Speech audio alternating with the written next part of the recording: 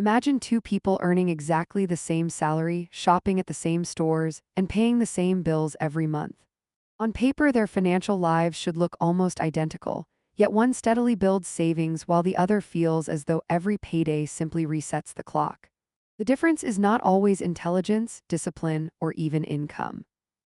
Sometimes it begins with a threshold that is almost invisible, a point where every pound earned is already committed before it even arrives. Until that threshold is crossed, saving can feel like trying to fill a bucket with a hole in the bottom, because every unexpected expense immediately drains whatever progress has been made. This is what we can call the wealth plateau, a stage where financial effort increases but financial momentum does not. Many people work longer hours, negotiate raises, or take on additional responsibilities expecting those changes to transform their finances, only to discover that very little seems to change. The extra income disappears into rent increases, transport costs, inflation, childcare, taxes, or small lifestyle upgrades that never feel extravagant on their own.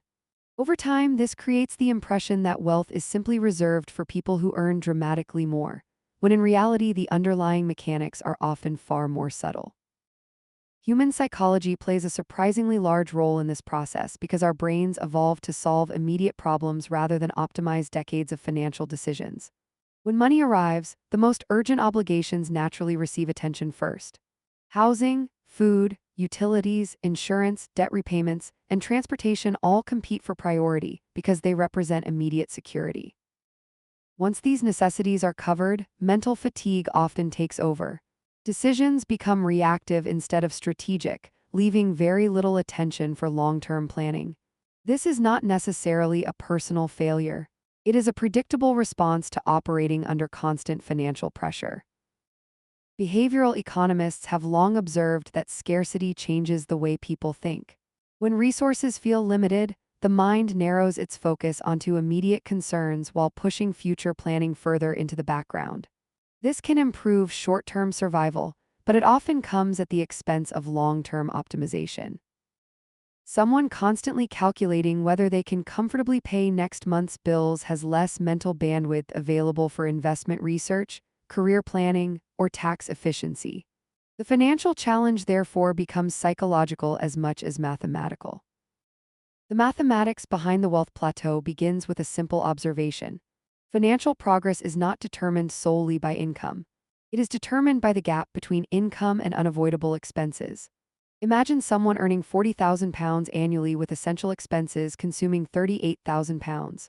Only £2,000 remains available for savings, investing, emergencies, or unexpected repairs.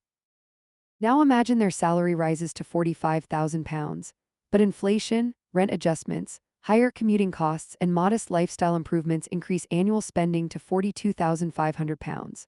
Although income increased by £5,000, the available surplus only rose from £2,000 to £2,500.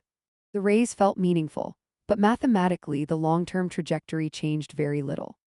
This illustrates an important concept that often receives less attention than income itself.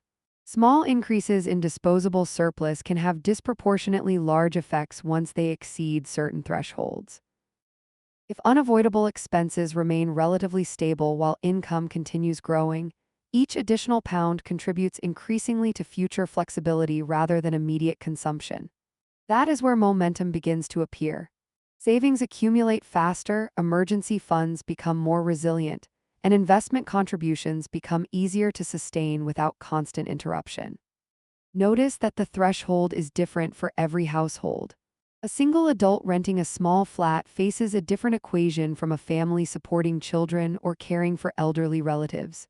Geography matters, housing markets matter, taxation matters, and personal circumstances matter. There is no universal income level that suddenly creates wealth.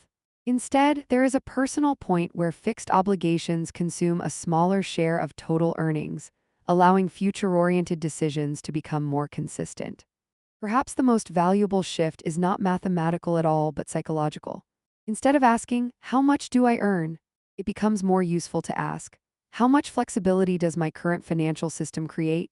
Flexibility is what allows someone to handle emergencies without panic, make career decisions without immediate financial fear, and think years ahead instead of weeks ahead.